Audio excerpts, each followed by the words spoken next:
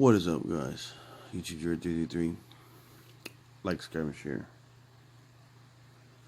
So in this video, I want to talk about where does the consciousness go when we sleep. So there's this guy named Rupert Spira. Rupert, I think. That's a kind of funny name, anyways. I was watching his videos on like deep sleep and stuff like that, like the consciousness and thought from thought. And he always says from thought to thought there's nothing there. And he says, because the people ask him, I don't think they're asking him in the right way. You know what I mean? And you'll get to know what I'm saying in a sec. So they're saying, where do we go when we sleep? Where does the consciousness go?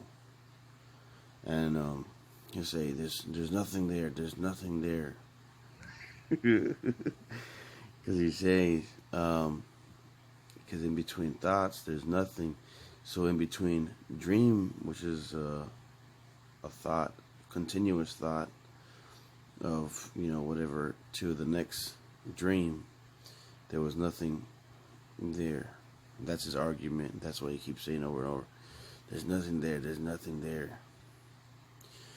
Well, in between thoughts, there's always observation. So there was something there in between my thoughts.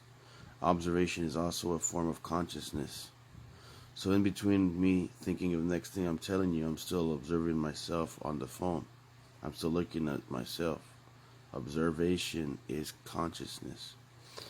But there's still no observation in deep sleep. There's just a gap of you. A lot of times I don't have dreams. So it'll just be me losing consciousness and then regaining consciousness when I wake up. But then whenever I start thinking, like I have been recently, of where is my mind consciousness going, then it starts making me feel, kind of crazy or weird. Because I'm like, where does it go? Where does it go? Where does it go? So then I start trying to follow in my mind my consciousness before I sleep. So then it makes it, one, from what I've noticed, me personally, it makes it harder to go to sleep because I'm still active in my mind and I'm waiting for my consciousness to leave. So in between waiting for my consciousness to leave, I'll be thinking, I'll be waiting for it to leave. Then I'll be thinking of thoughts. Some may be insignificant, sometimes not. But what I noticed, and I told you guys this before,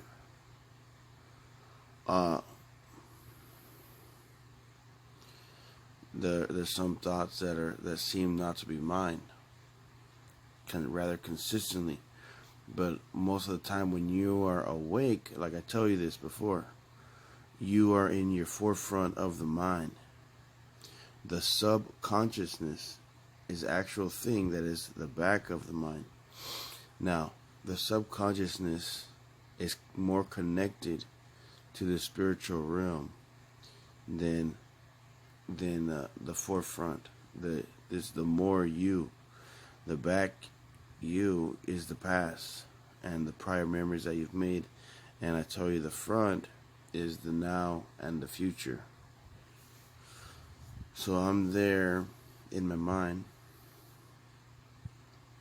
and I am looking at thinking about aware of my consciousness, and I'm thinking of things, and before I know it, I just drift off again and say, oh, but nothing's there. This guy, he's saying, oh, nothing's there, nothing's there.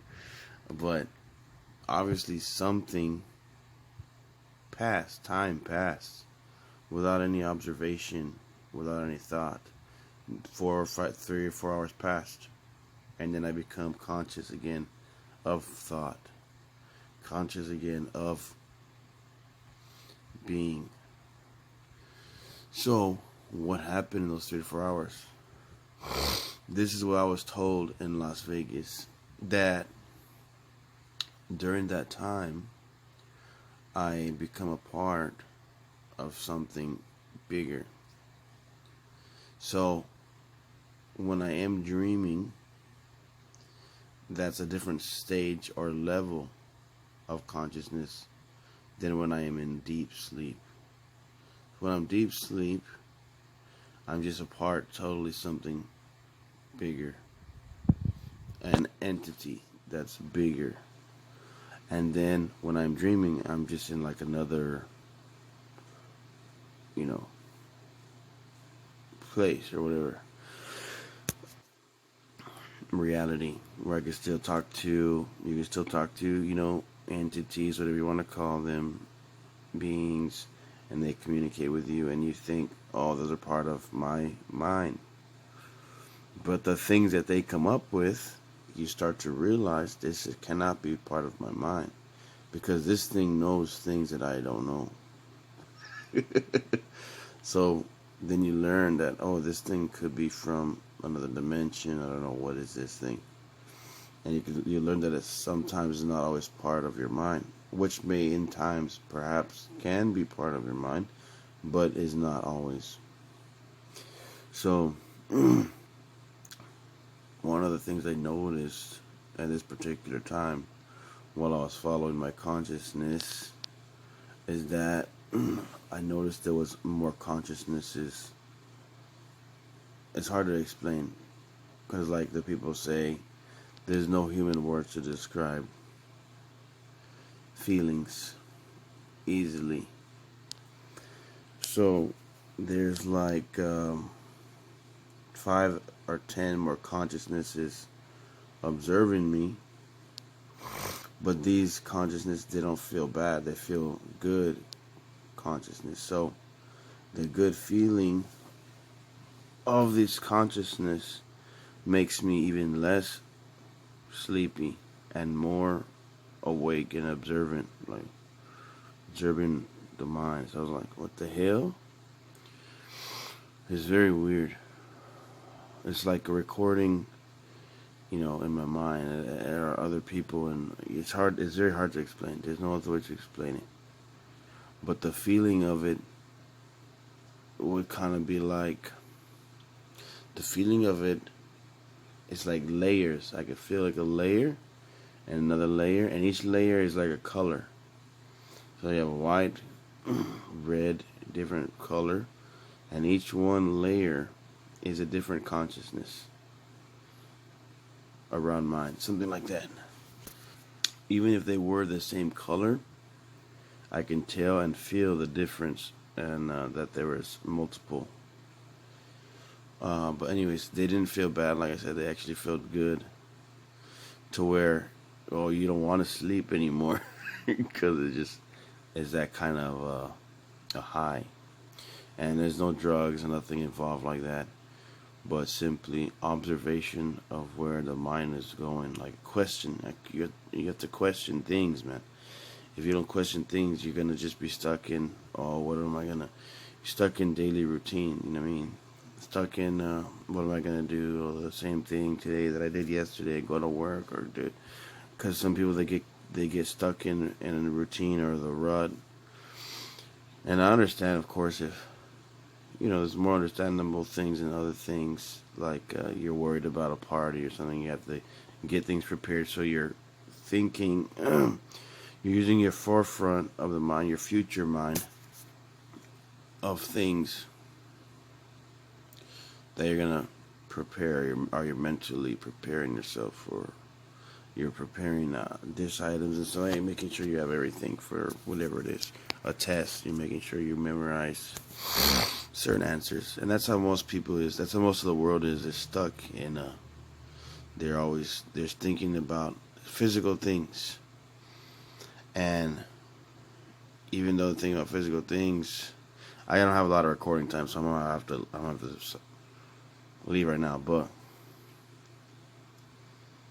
you're not a human experiencing a spiritual life, if you have any spirituality at all, but you are a spirit experiencing a human life. So you're not your body. See, this is just physical. It's like an illusion, you know. Like another thing I say is, I don't have any time left. I don't say that, but I'm just like, subscribe, share, guys. Tell links in the description. I want to say more, but I don't have any battery. I'll probably make another video part 2 anyways. Like, subscribe, share. Peace out.